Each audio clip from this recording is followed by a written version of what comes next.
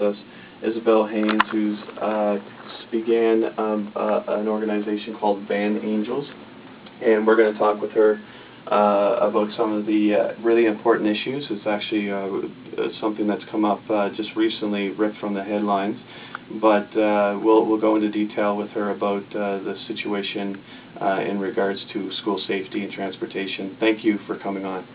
Hi, Tim. Thank you for having me.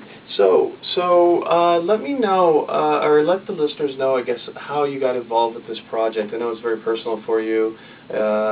Most people may be aware of the tragedy in Bathurst in 2008, but this was definitely a cause that a lot of people could get behind.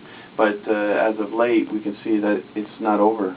So how do you feel about this movement, and how did you get Van Angels going? Well, Van Angels started when we wanted to get a coroner's inquest into the death of my son Daniel and the 6 basketball players that were killed on January 12, 2008.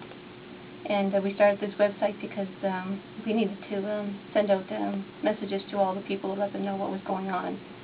And I thought this was a good way to do it. And I had a friend, Melinda Jarrett, help start it. Yeah, and you know, it's a really important issue. You know, that obviously needs to be addressed. And what has happened recently, actually, that brought some more concerns of this? I know there was a couple buses that left to take some students, and they had some bold tires on, and it was found out, which is really important, because I'm happy someone said something, because that's one of the fears, is that these people, there's not enough being done to protect these students from something as simple as making sure the tires are right.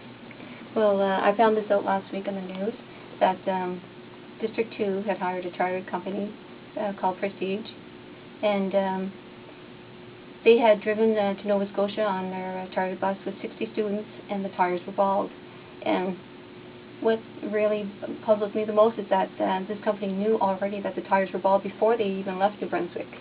And they compromised the students' lives by taking the vehicle and leaving and going to Nova Scotia with them.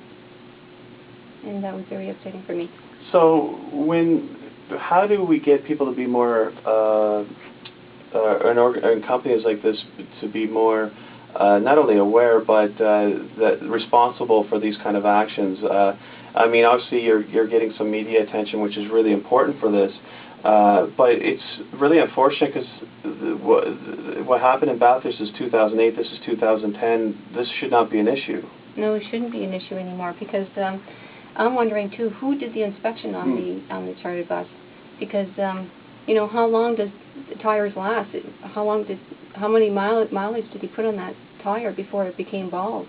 Right. You know, who's accountable for this if they're going into private? It seems like it's private busing of these students. Who is accountable? Is this a way for them, the district, to not have as much responsibility? I don't understand why they would go outside their own district.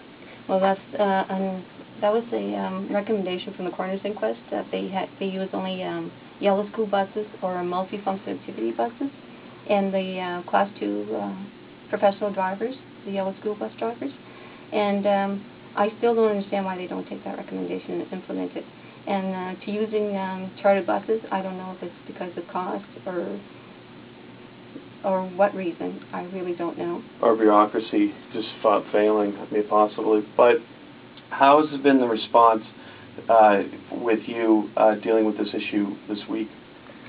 Well, we met with Minister Jody Carr because this to implement the recommendation for the Class 2 drivers and the yellow school buses. When we met with Jody Carr, he said that he needs to know more about the recommendation to the coroner's inquest, and that he's new on his job, and he's learning and educating himself, being the new Minister of Education. And I feel that that's not acceptable, not to me. No. And I feel that there's no excuse. When it comes to children's safety, there's no cost, and if they're putting a dollar value on a child, that's not acceptable? That's probably one of the most disturbing aspects of one of the articles I read in the Telegraph, I think, that they were discussing that. You know, everything's about numbers and statistics, and how are you able to take something that is so personal to you and be able to articulate these people who are looking at these numbers that this isn't about, these are about human beings, this is not about making sure you have enough money every quarter. That's right. I asked my question to myself like that: does safety have a price, as or is it all about cost?